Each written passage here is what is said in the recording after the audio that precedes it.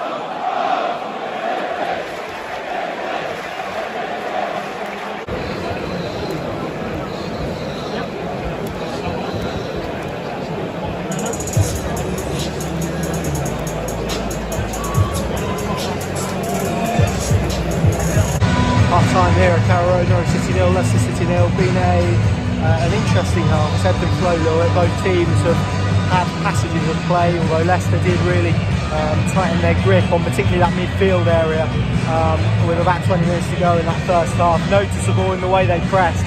They were pretty much pressing Norwich until Grant Hanley received the ball, and then they were content to sit and try and see if the Scot would make a mistake in possession. But other than that, it's been a very tactical first half, I think I'd describe it as. Both teams have looked to make inroads. I think Leicester have done that a bit more effectively on the counter-attack than Norwich City have with their probing possession. Emi Buendia is a bit like playing Russian roulette. You don't know where you could get the joy of Buendia, but equally he can contribute, as he has done, when he goes and finds himself pockets of space where positionally he's not supposed to be, and that exposes Norwich defensively. So we've seen probably a little bit of the good and the bad of Emi Buendia, although I don't think he's had the best half. First 20 minutes I thought Norwich were superb, dictated possession, perhaps struggle as they tend to do to connect their passages of play, or translate rather their passages of play into meaningful chances, but certainly positive enough to suggest that they could create something. But equally they work themselves into good positions in and around the penalty area and don't unleash a shot, and they're always looking for that tap in or that moment of brilliance to work an opening, and it's not quite worked so far for them. They need to be a bit more ruthless, a bit more decisive in the final third. Someone needs to take it upon themselves. Dude has been in that position, Pukki's been in that position, Buendia as well, to actually try and work Kasper Schmeichel from range. That's where it feels like things are just holding up. As Norwich approach the final third, there's some really nice interplay, and they get their fullbacks into good positions. It's them working and making inroads from there that they've really struggled with. So that's the task of the second half, and it has been really for the whole season. But we'll see whether they can continue these levels of performance and whether they can keep Leicester at bay, because Leicester have hit the outside of the post with through Dennis Pratt. He cushioned Ricardo Pereira's cross onto the post, but beyond that, been pretty quiet. James Maddison's quality is outrageous, to be frank. He's got some really good balls, but perhaps the players in the area haven't generated enough power to get them on target. But so far 0-0, steady game, tactical game. Norwich City need to find an edge.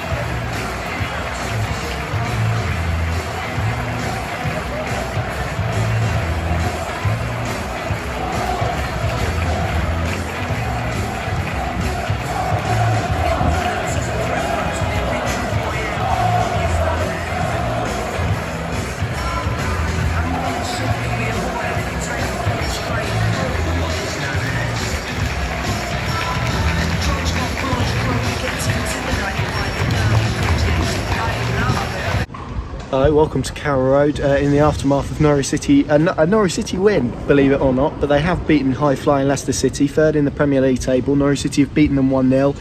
That goal behind me that you can just see there, it was a Jamal Lewis volley, and it was a wonderful strike, his first league goal for Norwich City since he graduated from the academy a couple of years ago. Of course, scored that header against Chelsea.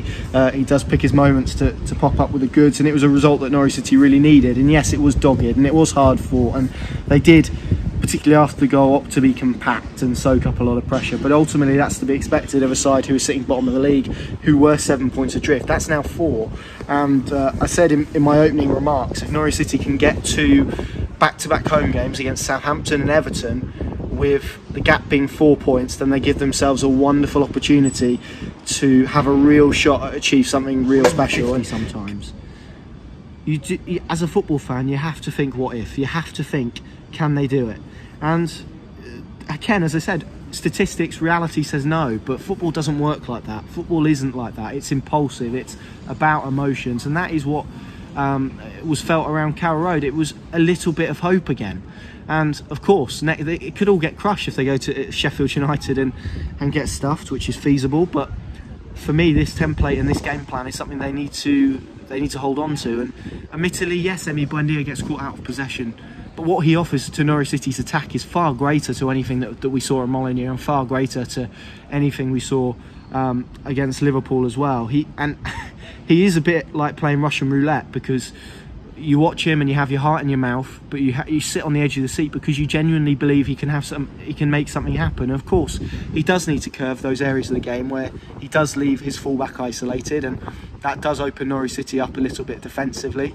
But you have to take those risks. Norwich City have 10 games left to save their season, to try and secure Premier League status, and the maths, of course, is against them, and the games is against them, and probably everyone outside of Norfolk, and probably the majority inside of Norfolk, feels like it's not possible. But they have to harness that belief that they possess, and if they can take that confidence and this performance and this level of performance, then look, anything's possible in this sport. And I wrote last weekend about the need to return to their style, how they need to almost park this idea of a great escape and just improve the intangibles, that determination, that fight, that willingness. Because if you go down with a whimper, that can really knock you for momentum in the next season.